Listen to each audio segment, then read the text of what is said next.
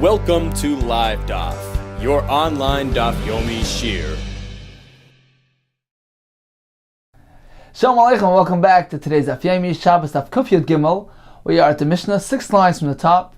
It says the Mishnah, Koishrin, Deli B'Psikya. One may go ahead and tie his pail, a pail sitting on the boy, on the well, which doesn't have a rope. He can tie it to a psikya, to a belt. Avoloi b'chevel, but he cannot tie it to a rope. Why? As Rashi says, the chevel, he's going to leave there, he's going to be mevatel it there, he's going to leave it in place. And the kesher, the knot, is going to be a permanent knot, as opposed to the belt, which he's surely going to retrieve. And therefore the kesher is merely of a very temporary nature, and therefore it's mutter. Rabbi Yehuda matir, Rabbi Yehuda says, even a rope is allowed. Klal Omar Rabbi Yehuda. Rabbi Yehuda stated a rule called kesher she'ein shel kayama. Any knot which is not of a permanent nature, in chayav alav, there's no chiyav, there's no liability on it. That just points out that Rabbi Yehuda means it's even mutter. Why does he use these words, ein chayav alav, which implies that there's an isser? Says Taisus, he's merely matching the words used in the beginning, in the Reisha. The Mishnah began with discussing ksharim she'ein chayav aleim. Therefore, Rabbi Yehuda uses similar terminology, even though he certainly means that it's absolutely mutter to tie the rope to the pail. Let's take a look at Rashi inside. 3 lines from the top of the Amud, beginning with the words Masnisin Kaishrin Dli B'Psikya. Al Pi Bar, on top of the bar, the Psikya Lemevat Lehosam, because this belt, he's not going to abandon there, he's not going to leave it there. So therefore, the kesher that he's making is merely of a very temporary nature. Avoloi b'chevel, because a rope is different to Mevat Lehosam, he simply abandons it there. Therefore, the knot here is considered to be a permanent knot. Sharei kosher v'tali sham tabed, because it's tied and hanging there for all time. Rabbi Yehuda matir beGemara mefarish.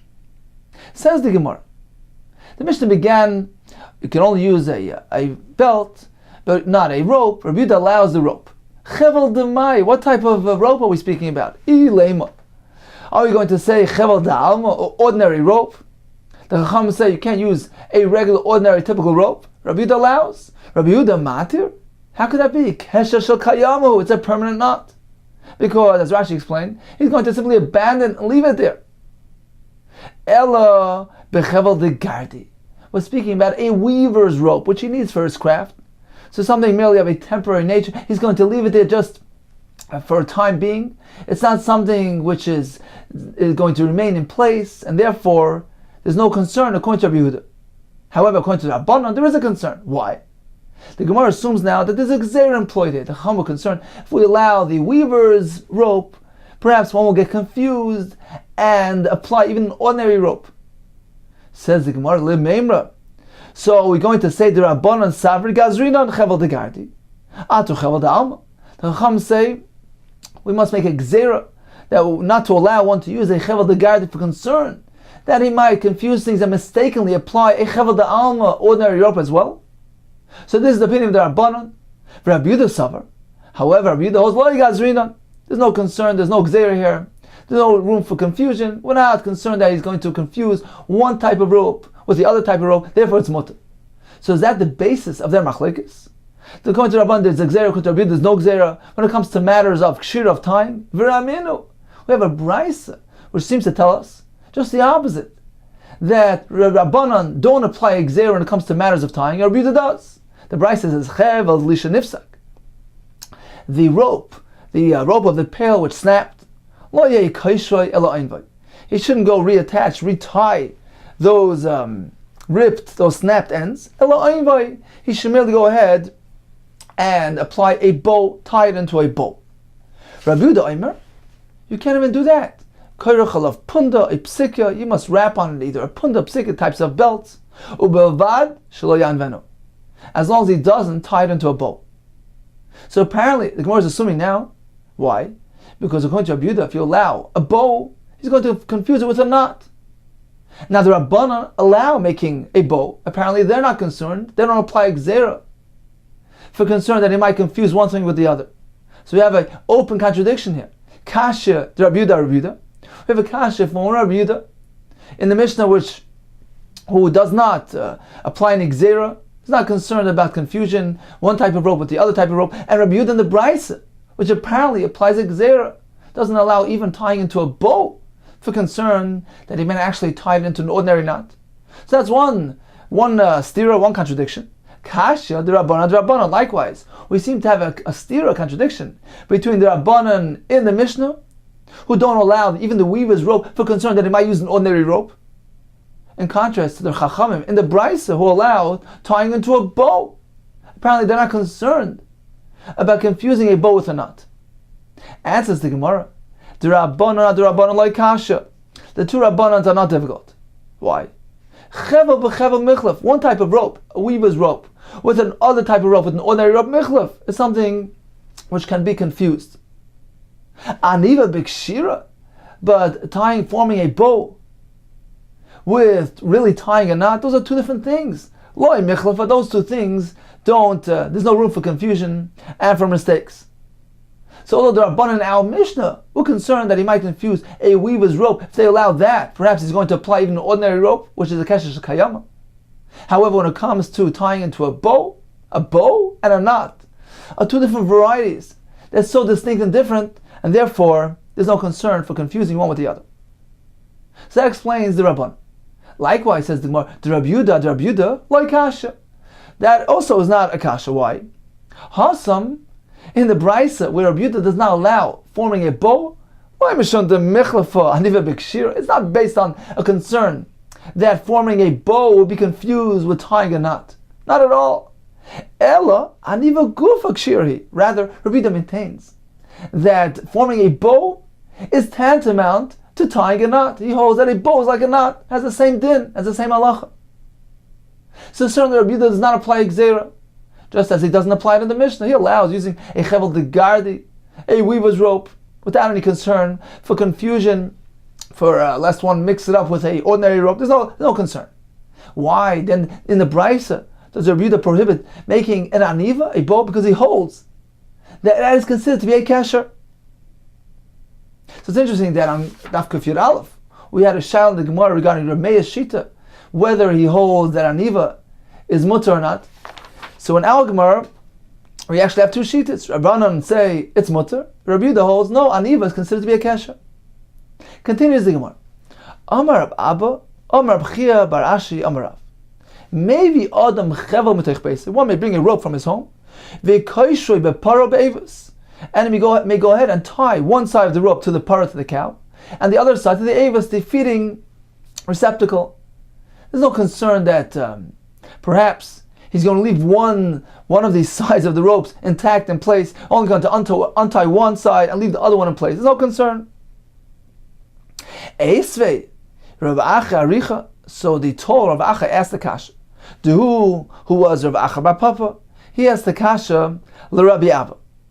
The Brisa says, Chevel shebe'evus. If there's already an existing rope attached to the avus, to the feeding receptacle, kosher bepara, he may go ahead and tie the other side to the cow. That's one halacha. Uvshebepara. Now, if there's a rope already attached to the para, to the cow, kosher be'evus, he may affix the other side to the avus. Ubilavad, provided shelo yavi chevel mitech beisai.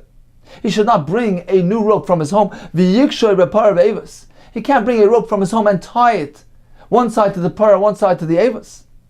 So apparently there is a concern that he may go ahead and just leave one of these sides of the rope in place, intact, thereby making it a kesher shel kayama. So the only thing he can do is, if there's already a rope attached to the para, he can go ahead and fix the other side to the avus. Why? Because apparently, he likes he would like the rope to remain on the par. Apparently, you see, it was already tied to the par beforehand. So when he fixes it to the avus, we assume that he's going to untie this side of the avus and leave the rope tied to the par. Likewise, when it was already pre-attached to the avus, now he's bringing his cow over, he may tie it to the para, because the assumption is, we see that he likes to have this rope permanently affixed to the avus. So we assume that he's going to untie the side that he's affixing to the para. He's going to untie it afterwards. There's no concern. But to bring a fresh rope and affix one side to the para, one side to the avus, is a concern that one of these two sides he's going to leave in place. Now the Farshim ask, haven't we learned yesterday that when there is a choice of two knots, for instance, when we have the Gemara spoke about putting a rope across the doorway to keep the animal inside, and there were two ropes. Or when the Gemara spoke about an Isha on her garment having two ways of opening, two sets of flaps, and the Gemara said, well, perhaps she's going to only open one and leave the other one intact. So perhaps one of them is a Keshesh Kayama. The Gemara said, no, there's no concern. The Farshim explained why. Because since either one of these sets potentially can be opened, will be opened, so although perhaps one of them will be left in place, but since each one independently stands to be opened, therefore there's no concern of a kesher. So the question is, why is this case different? Why over here do we say that he can't bring a fresh rope, attach one side to the parah, one side to the avis, for concern that one of those sides will remain in place? So the Farshim answer that here it's different, because perhaps here he has reason to leave specifically one side intact. Perhaps he wants the one attached to the receptacle to remain as is. The rope should remain right there permanently. Or, conversely, perhaps he would like the rope to remain on his parah permanently. So there's a reason why he might want to leave one side intact in place permanently. Therefore, over here it's asur. So this was the kasha that Rav Acha asked.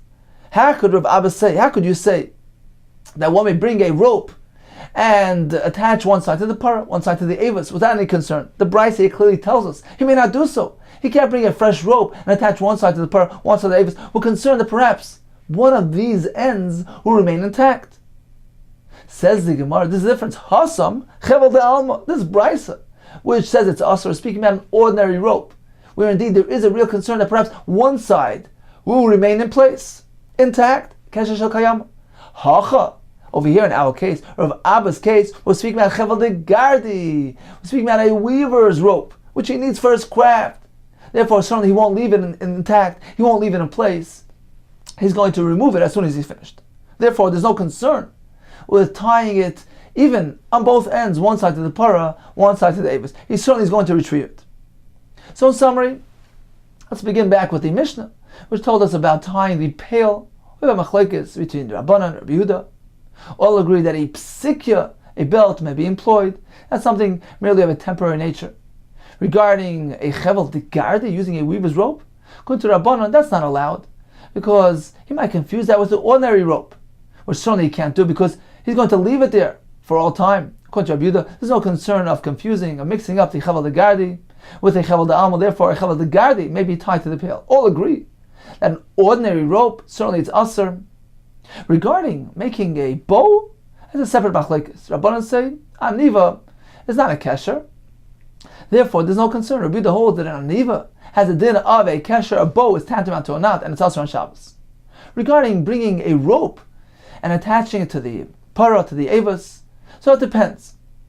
If there's already a rope pre-existing here attached to the avis, and he wants to simply attach the other side to the parah, or in the reverse, there's already a rope attached to the parah, and he simply wants to tie the other side to the avis, all agree that it's mutter, whether it's an ordinary rope, whether it's a chevel de gardi, it's mutter, because certainly he's going to untie the knot that he's tying right now. Regarding bringing a fresh rope and attaching one side to the parah, one side to the avis, then we have a distinction. If it's a chevel de gardi, a weaver's rope which he needs for his craft, he's not going to leave it there. Certainly in this case it's mutter. If it's an ordinary rope, then there's a real concern that perhaps one of these sides will be left as is, and therefore it's asur to tie it to the parah and to the avis. Continues the Gemara. Omar Rabbi Mishmol, klei kivoi, these kalim, these utensils used for weaving, mutter l'taltlum Shabbos. One may go ahead and move them on Shabbos. Rashi explains that we're speaking about the kanim, these sticks, these reeds, which are used in the weaving process.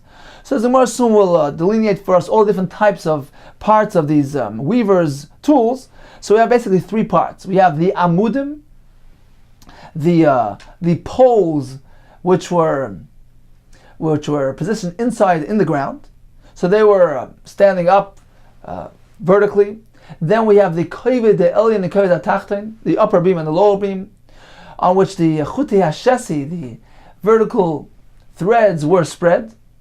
So we have the amudim, we have the kovid the elyon and kovid atachton, and then we have the konim, these sticks or reeds, which were also employed in the weaving process. So the Gemara will go through all three of them: the konim, the sticks, the amudim, the poles, and the kovid the elyon and atachton, the beams, and figure out whether they are considered to be muktzah on Shabbos. So we begin with the konim. Amar vidam shmol klei kivoy. Rashi explains this is the konim, the sticks.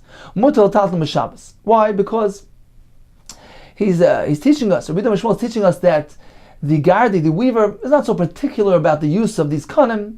He allows it to be used for other purposes as well. Therefore, they're not considered to be designated. Klei shem is designated for a prohibited purpose, prohibited use, and therefore is mutar to be used on Shabbos. Boy minei Rav Yehuda. So they asked from Rav Yehuda, what about kovid the elyon, the upper beam, the kovid atachton, the lower beam? What is the halacha there? Perhaps that's different because on account of their heaviness, they are designated to be used for weaving, exclusively for ariga. Therefore, they are muktzah. So they asked, is it muktzah or not? So he answered. So the Gemara says, in v'lav. He said yes. He said no. V'rafya b'yadei. It was loose in his hands, meaning he didn't have a clear-cut response. He was unsure. Itma, we learned Amar Nachman Shmuel. Klei kivoy, those weavers' tools, mutal taltum b'Shabbos. One may move them on Shabbos. Afilu kovid elyon v'kovid atachton. Even the upper beam and the lower beam. Apparently, they're not designated exclusively for weaving, and therefore they're not mukt. Aval lo yasamudim. But one may not move those poles that are positioned in the ground. Amali Rav Nachman. What difference? Why? Why the amudim different? Maishna amudim deloi. What is the difference? Why are amudim not allowed? Ilem the kovet gumois. Is the reason perhaps because he's fashioning a hole by lifting it out of the ground? That's not a concern. Gumois b'meil kahavin. Those pits, those holes, are a meila there. They're there before. They're pre-existing. He's not forming them. He's merely pulling the poles out of the ground, and the guma was there beforehand. This nan, as we learned in the Mishnah, that there's no concern in such a case.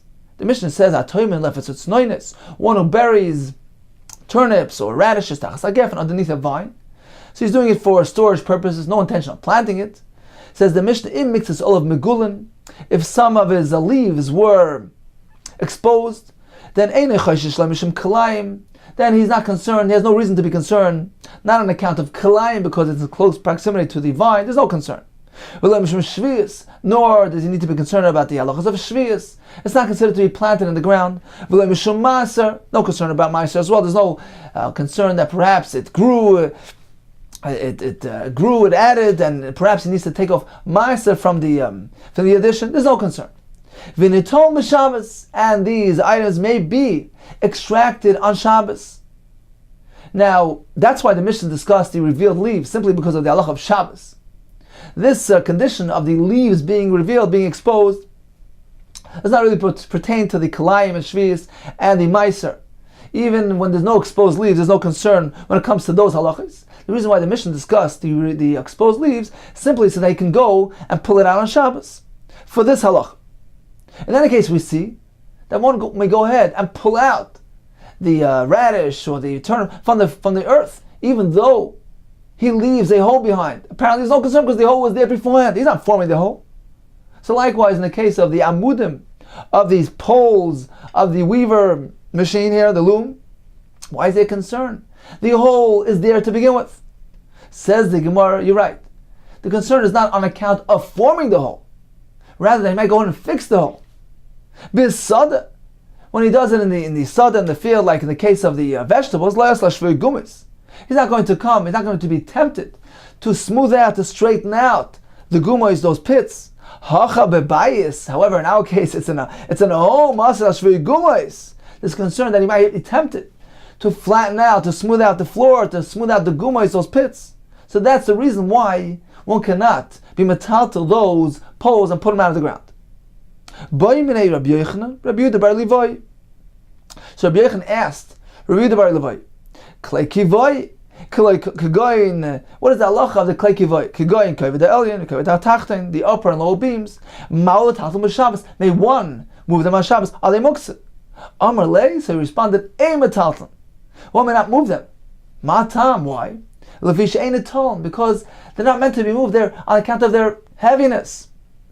So therefore, they are certainly meant to be designated exclusively for the weaving malacha of Oyrig, and therefore it's considered to be malach klishum malach is designated for prohibited purpose, for prohibited use, and therefore they are muktzah on Shabbos. So in summary, regarding bimetaltel, the klei kivoy, the weaver's tools, well, the kanim, those sticks, they're mutter, because they're not exclusively reserved for the weaving process, therefore they're not considered to be muktzah. What about the upper and lower beams? We have one shita which allows, and we have another shita of Rabbi Yehuda who was unsure about it. In Velav, he was unsure as to the exact status of the kavod elyon v'tachten. Regarding the amudim, the poles which are inserted in the ground, certainly those may not be removed, and the reason is not on account of muktzah, rather for concern that he might go ahead and smooth out the floor of the home. Continues the Mishnah. Mekaplin esakelim, one may go ahead and fold garments, afilu arba v'chamisha pavim, even 4 or 5 times. Rashi explains that the folding maintains its shape, prevents wrinkling. So if these clothing are going to be used today on Shabbos, one may go ahead and fold them, even 4 or 5 times. Meir explains he folds it and folds until he gets it right. So you can do so since it is for Shabbos use. He's going to use it today. Continues the Mishnah. Umatzin hamitais. One may go ahead and make those beds, prepare the beds, milei l'Shabbos, from Friday night for Shabbos use, meaning it's Lil Shabbos, now it's Friday night. He can make the beds, prepare them for Shabbos use. Avaloi mi Shabbos l'motzei Shabbos. But he can't go ahead and prepare those beds on Shabbos, l'motzei Shabbos, if the intended purpose is to use them after Shabbos. One may not do achana, preparation from Shabbos for after Shabbos or post Shabbos use. What about Yom Kippur and Shabbos? Which one of them is greater? Rabbi Shmuel says Shabbos is on a higher level than Yom Kippur, because Shabbos carries a much stiffer penalty if one does a malach on Shabbos. The Einish is skila, which is through Bezdin, whereas Yom Kippur carries the Einish of Karis, which comes from Shemaim. It's regarded as a lower level, a less severe punishment. Therefore, says Rabbi Shmuel, one may go ahead and prepare for Yom Kippur for the sake of Shabbos. Rabbi Shmuel Aimer, Mekaplan Sakelim.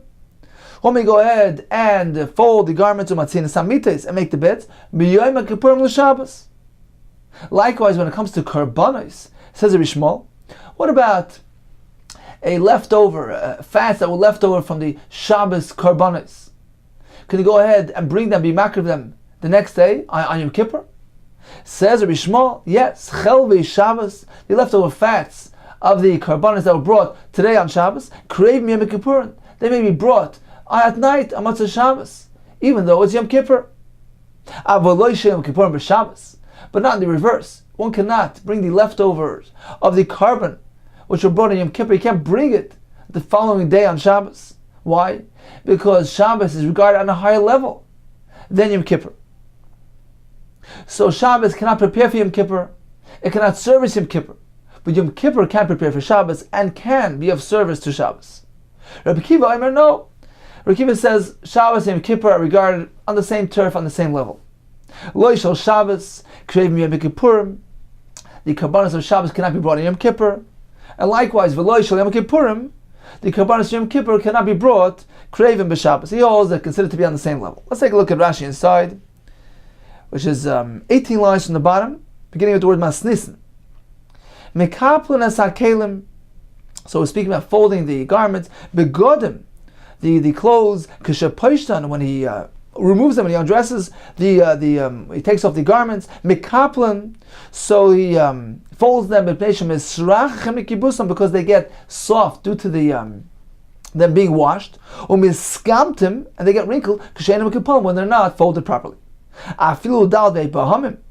Kedei, Rashi says, Kedei lachso loisham b'bayim, provided that the intended purpose is to wear them again today, then he's allowed to fold them. Rabbi Shmuel says that Shabbos is regarded on a higher level than Yom Kippur, therefore one may go ahead and prepare from Yom Kippur to Shabbos. Kigoyin imchal Yom Kippurim le'esper Shabbos, for instance, if Yom Kippur falls on an Erev Shabbos, so one may make the bed on Yom Kippur for the sake of Shabbos. And likewise, the chaylev of the carbon that was brought on Shabbos may be brought on Yom Kippur, which falls out after Shabbos. So on Motzei Shabbos, so at night, he can go ahead and be makriv the chaylev from the carbon of Shabbos. Continues the Gemara. Amrit ve'Rab Yanai. So the Beis Medrash, they said from the Beis Medrash Rav Yanai, Lo yishanu, this allowance of the Mishnah to fold clothing is only said ela ba'adam echad, only if one person does it on his own. Aval b'shnei bnei adam loy, but if two people join together to fold this garment, it's not allowed. Rashi explains because they stretch out the wrinkles very well, and it looks like v'nir and kimis sakin, it looks like they're fixing the garment, therefore it's not allowed. U'ba'adam echad nami lo yamar. And even when it comes to one person, this is only allowed ela b'chadashim, if these garments are new garments. Aval b'yishanim loy, but if they're old garments, then one may not go ahead and fold them, as Rashi explains, because as opposed to the new garment, which still has its form, has its shape, the old garments are already softer and they wrinkle faster. So when one goes ahead and folds them, he benefits them extensively, and it looks like he's been masaking the clothing. Even regarding new clothing, the allowance is only said only white garments. But if they are colored garments, loy, then there's no allowance. Rashi explains because the wrinkling in colored garments, it ruins them. It makes perhaps the color fades through the wrinkling, through the crushing. So the folding benefits them extensively, and it looks like he's being masaking them. Finally, a fourth condition, v'lo yamaran. This allowance is only said to if he has no other garment to change into. Or he has an alternative, has another garment to wear today, then one is not allowed to fold his garment. That tells us as a shaila whether the other garment, let's say it's not as nice as this one. He has another garment, but it's not as nice as this one, perhaps. Is that considered to be like he has no other garment? Tosfos is left, leaves it with a suffix. It's a suffix in the name of the Ri, whether or not that would be allowed. Continues the Gemara. Tana, we learned in the Brayso, Shobes Rav Gamliel. The household of Rav Gamliel, Lo hayu mekaplan kleilav shelahem, they would not fold their white garments, Mipnei shehayu lehem lahachlef, because they had garments to change into. Therefore, they did not employ this heter. So in summary, we learned about folding clothing. We have four conditions. It needs to be done by one person. New clothing only, white ones, provided he has no other garment to change into. It needs to be done for the sake of that day, to re-wear on Shabbos itself. Boy b'yayim.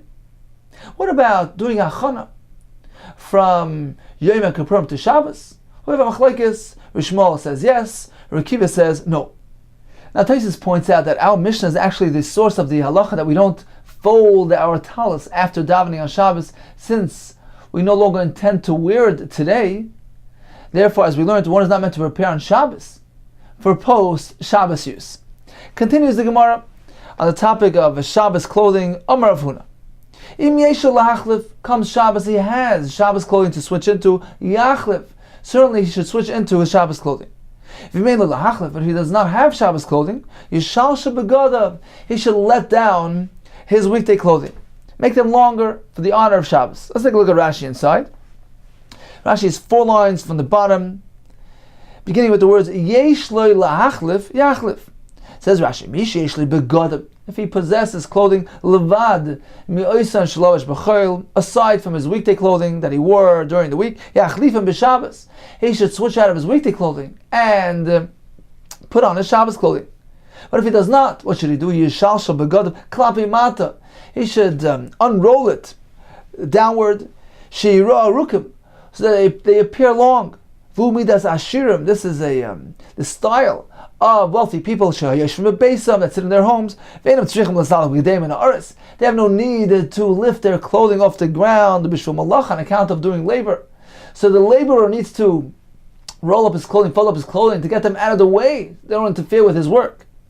So this fellow on Shabbos, he should at least do this. He should unfold his clothing downward, make them long.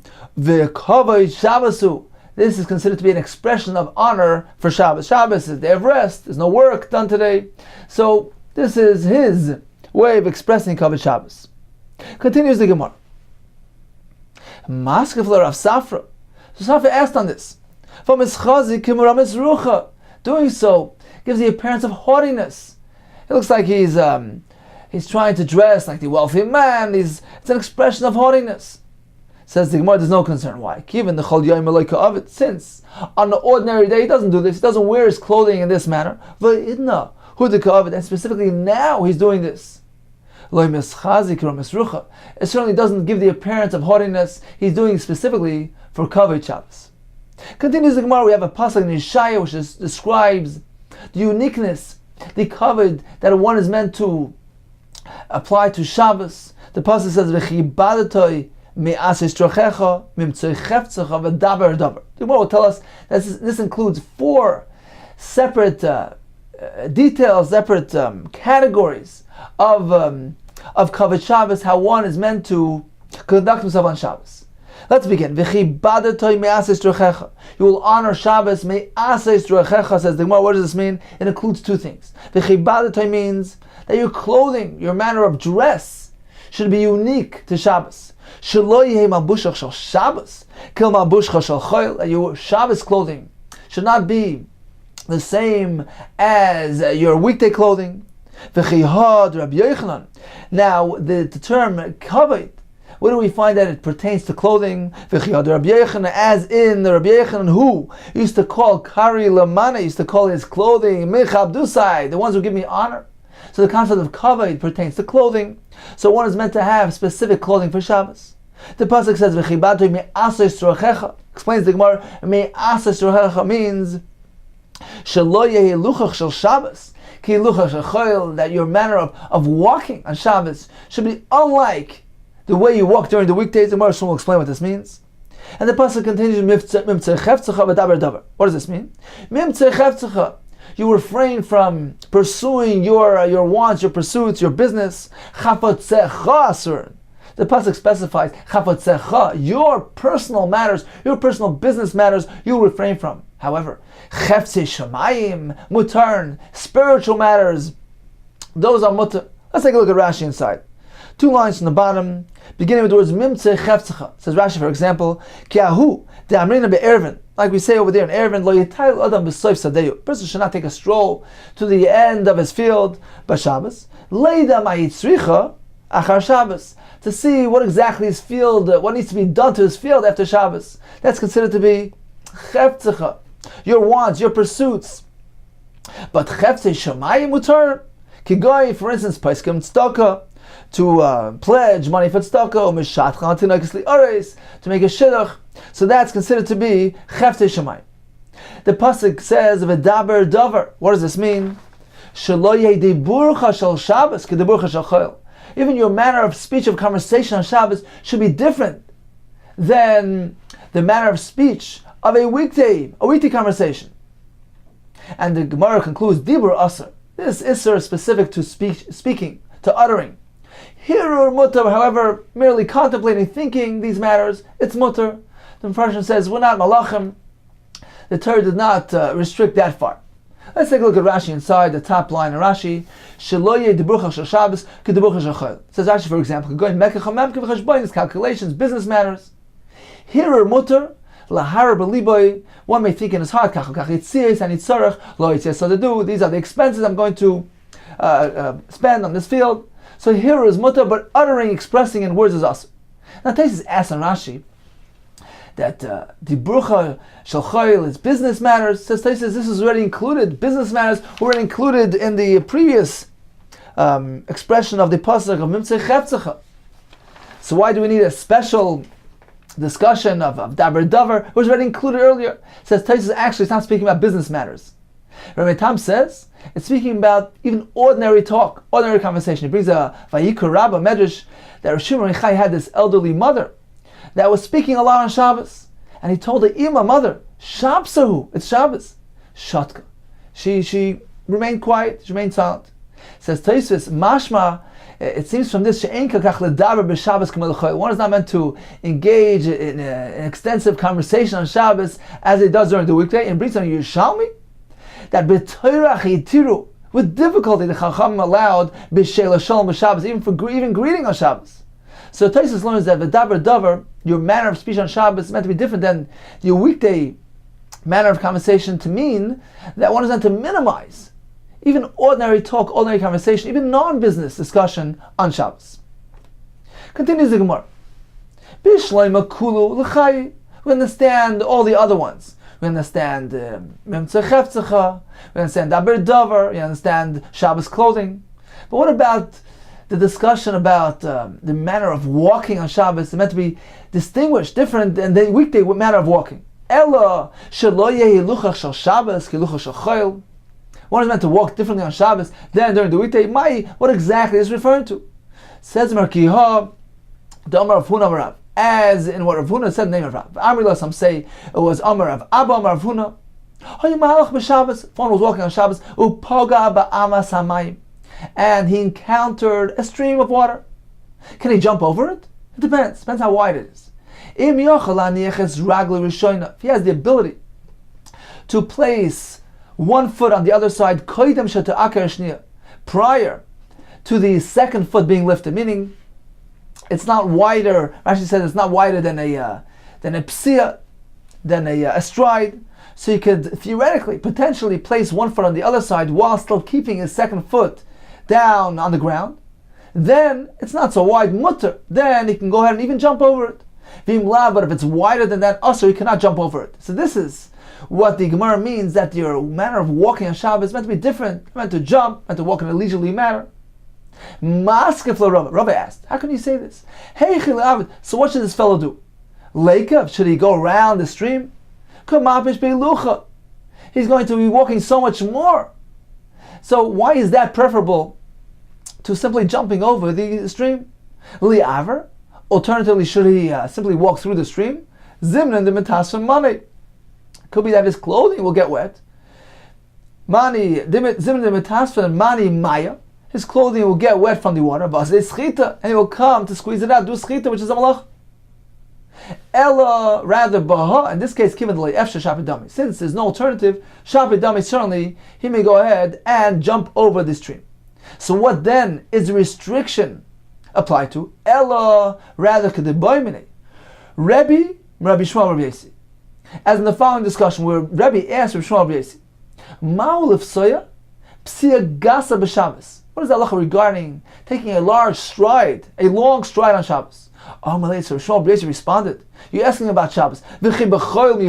Was this allowed even during an ordinary weekday? Because I say, psia gasa, a wide stride, no, tell us, it removes 1/500th, 1 part of 500th, from a person's eyesight.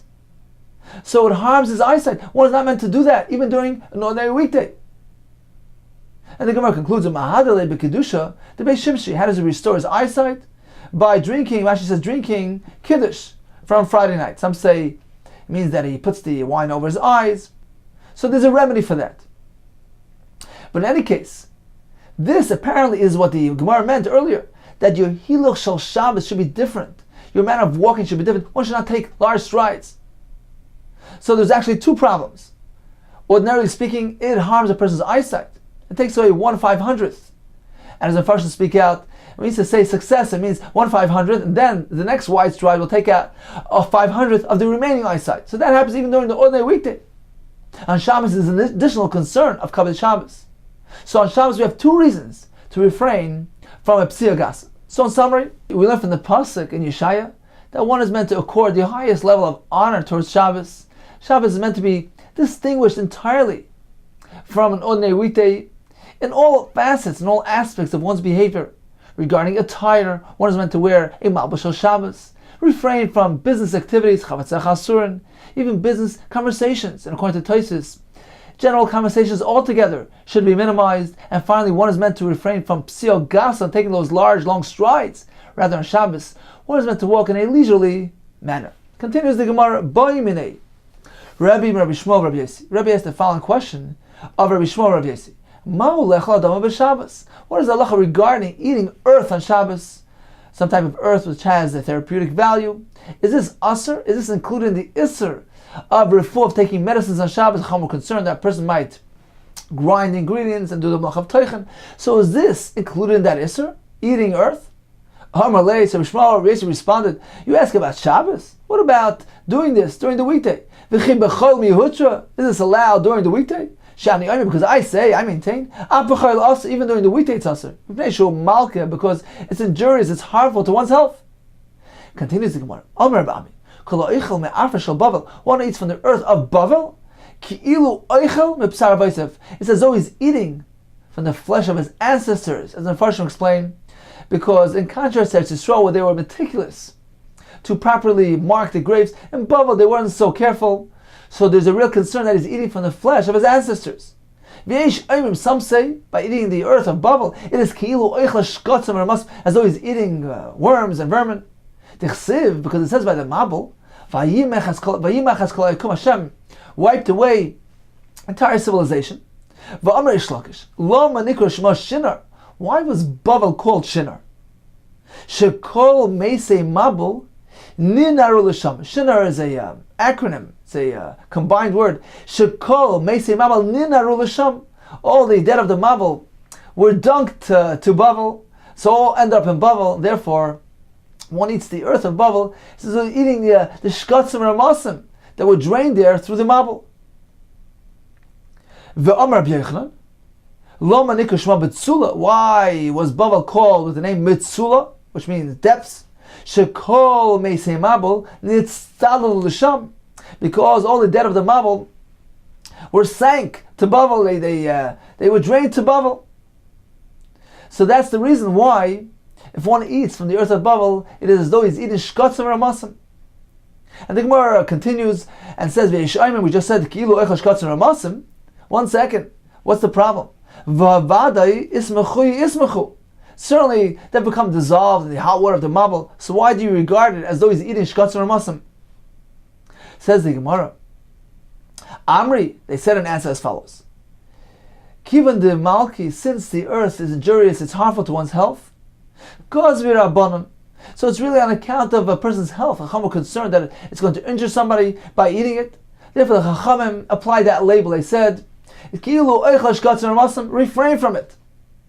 As the Gemara brings the story, because of this person, there was this fellow that ate gargishta, some type of clay, of earth, of clay. Then he ate tachli cress, some type of vegetable. And this plant, this cress, took root in the earth that he had eaten. So it took root in his stomach, and it grew until it got to his heart, and he died as a result. So he ate the tachli, and the tchalim that he ate, they grew into his heart, and he died. Continues the Gemara. Continuing with the topic of B'gadim Shel Shabbos. So we have the pasuk where Naomi told Rus to go down to the field, to Boyaz, and she told her as follows. She gave her instructions. V'rochatzt, you should bathe. V'svasach, and you should anoint yourself. V'sam simul sayich, and place your garments.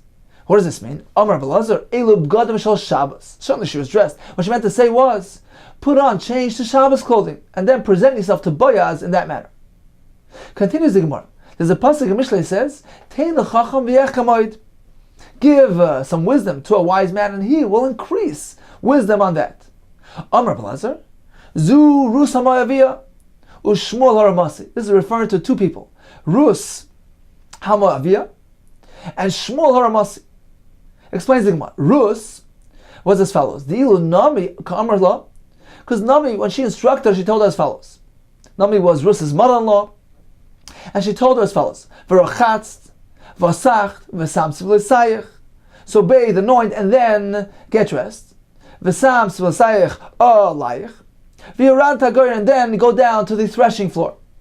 V'ilu b'didoksiv. However, when she carried out the instructions, what does it say? She reversed things a bit. It says v'atera tagoyin. First, she went down to the goyin. V'had, and afterwards it says v'tas kechoyla shetzivato chamoisa.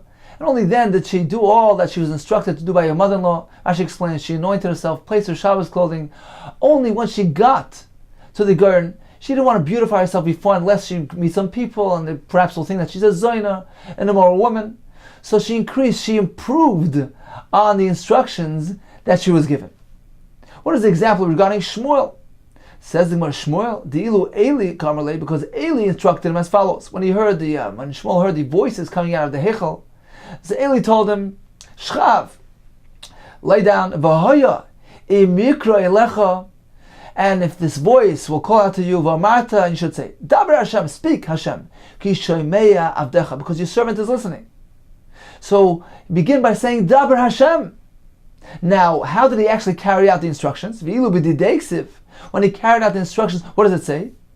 Ksiv bei v'ayovei Hashem, Hashem came, v'yisyatzef, and he stood, v'yikro kipam v'pam, and he called out, like the other times, Shmuel, Shmuel. How did Shmuel respond? V'ayom Shmuel, Daber, ki shomei avdecha. Speak, because your servant is listening. V'lo yomar Daber Hashem. He didn't begin by uttering Hashem's name, because he was unsure, uncertain of whether it was really Hashem speaking, so he didn't want to take a chance.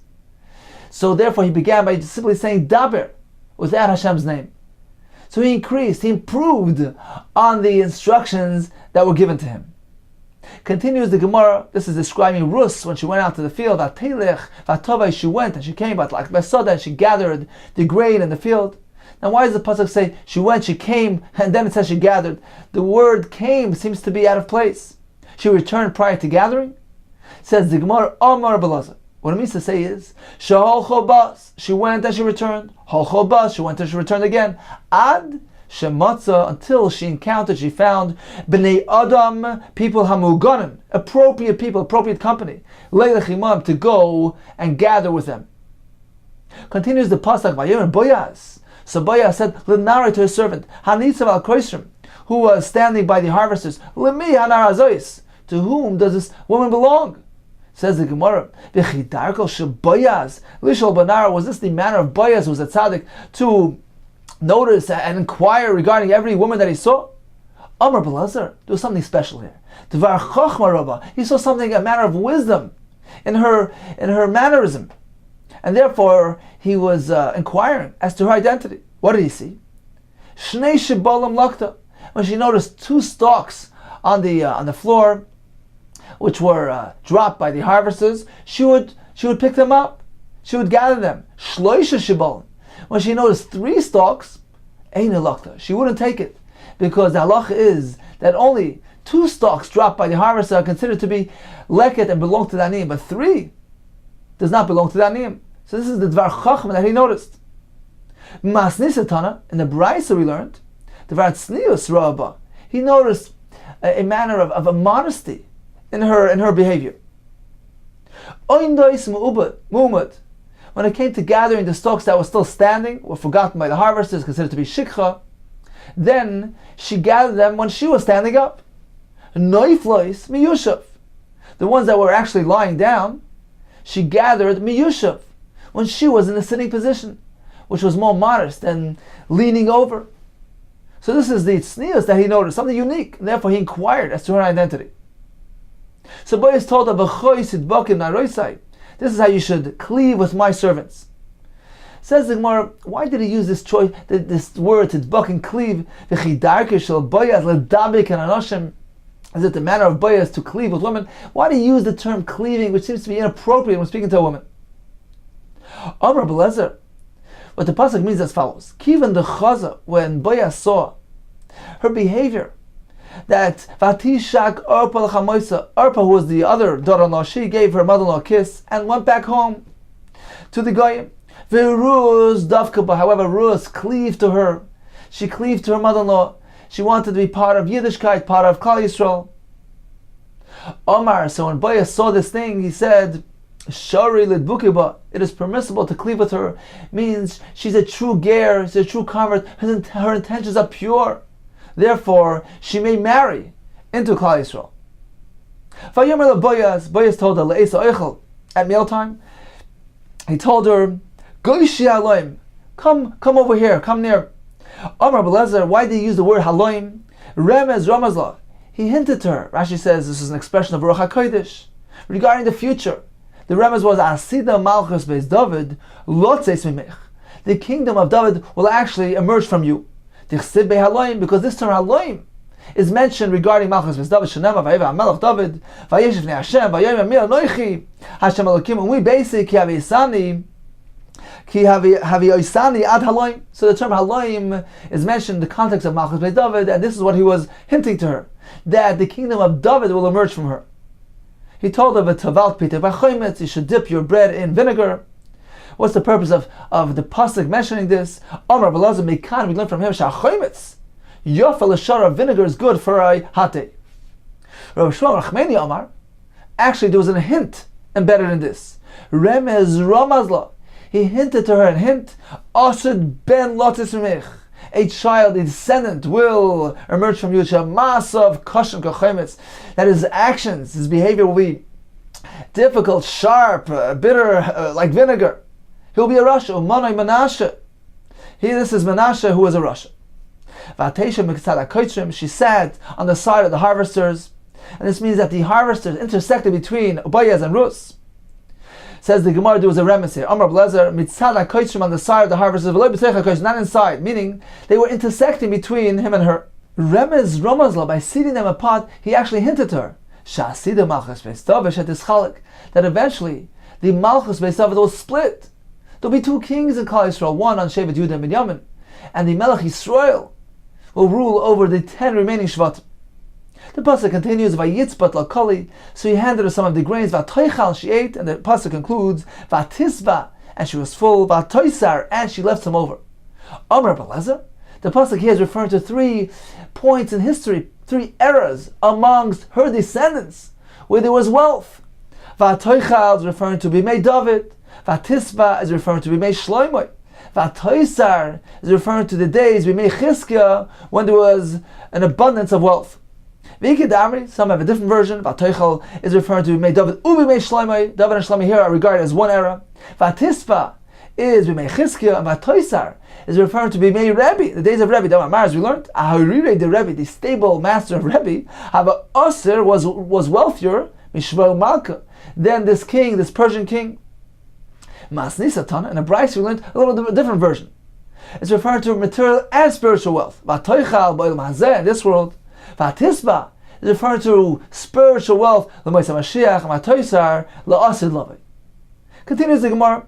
We have a pasuk in Yeshaya which describes the destruction which will befall the Sancherib and his army who laid siege on Yerushalayim. The pasuk says, "V'sachas kvoidoi yekad yekoid ki koid eish." So the pasuk says that Sachas Kvoide, there will be this raging fire. What does Sachas Kvoide mean? We have 3 translations. Amar Rabbi Yochanan, Sachas Kvoide means that the bodies which were Sachas underneath, Kvoide referring to the clothing of a person which give him honor, they burnt. V'loi Kvoide mamish, not the actual clothing themselves. Says Gemara, Rabbi Yochanan Tamei. Rabbi Yochanan refers to clothing as Kvoide, is consistent with what he himself said. The Rabbi Yochanan Kari, Lemane mechabdusai. He called his clothing mechabdusai, things that honor me. Therefore, Vesachas Kvoide means that the bodies which were underneath Kvoide, underneath the garments, were the ones that got burnt. Reb Lezer Omer, he agrees that the bodies were the ones that got burnt, but he arrives at that conclusion in a little bit of a different manner. He says Vesachas Kvoide means like this. Tachas means the fire replaced, it substituted, it burnt up Kvoide, the bodies. Tachas kvoidei mamish, the fire substituted the bodies themselves. So according to both shittas, it were the bodies that were burnt. Rav Shmuel Rachmeni Amar, he learns, no, the bodies remained intact. It was actually the life within, the neshama within that got burnt out. Tachas kvoidei means like this. Tachas is underneath. Kvoidei, the body.